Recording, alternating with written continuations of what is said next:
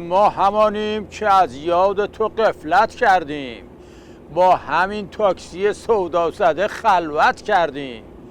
کار ما رد شدن از روی ولایت باشد.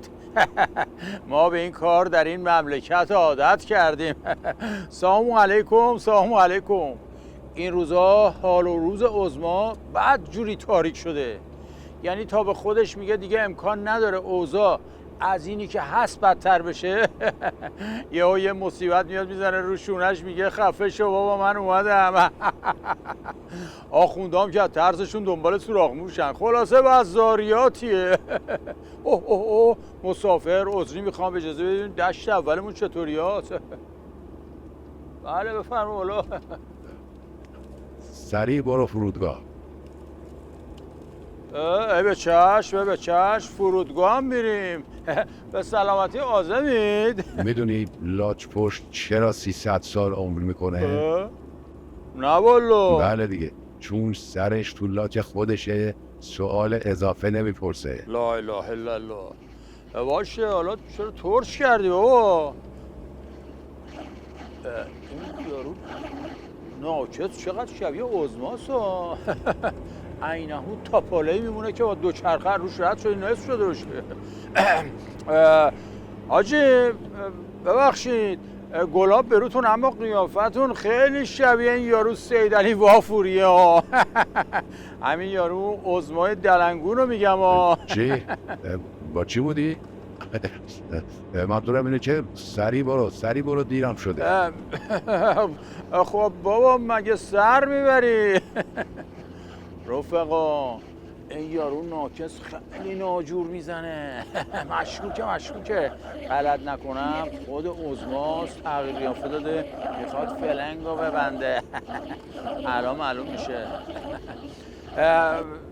بله داشتم میگفتم که اوضاع عظما خیلی شلم شورباست. ببین کار به جایی رسیده که شعور بسیجیان فقط از یه چیز بیشتر شده، اونم اقتدار عظماست. میگن عظما تو تلویزیون راز بقا رو که میبینه به زندگی کفتارا حسرت میخوره. یه ضرب المثلی بین خرامت شده، یکیشون به یکیشون که گیر میکنه میگه که فلانی مثل عظما تو گل گیر کرده. این قضیه رو چشم نده. دیرم شده، میره فرودگاه یا نه؟ ای بابا همه رو اف بی آی میگیره، ما رو گروبان قندلی. حالا که اینطوری شد فرودگاه چی خبری نیست. یه بار بلند بگو خامنه یاشالاش بازی رسید به آخراش. بنده این جمله را نخواهم گفت. ببین بابا اگه واسه بقیه قاطی پاتی میکنی واسه ما تاتی میکنی. حالا که این جمله رو نمیگی الان با هم میریم خیابون ستارخان یا صادقیه یا نازی آباد یا هر محله دیگه تهرون. بچه ها اونجا جمعن، معلوم میشه که چند مرد علاجی. نه جوونا نه. باشه میگم خامنه یا شراش بازی رسید به آخراش، نظام این یا نون لواش. خوبه تازه اضافه هم کردم بهش. تگه والا. خاک تو سرت کنن که تغییر قیافه هم بلد نیستی بدی. میخواستی نه سیخ بسوزه نه کباب، اما گوجهات سوخت. آقا تو فقط سریع برو فرودگاه.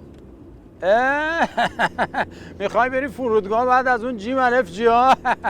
کور خوندی حاجی، کور خوندی. اینجا دیگه آخر خطه. ای تاکسی جونم نوکر برامت برم. حاجی رو دربست شیک ببر ته جهنم. ما رفتیم.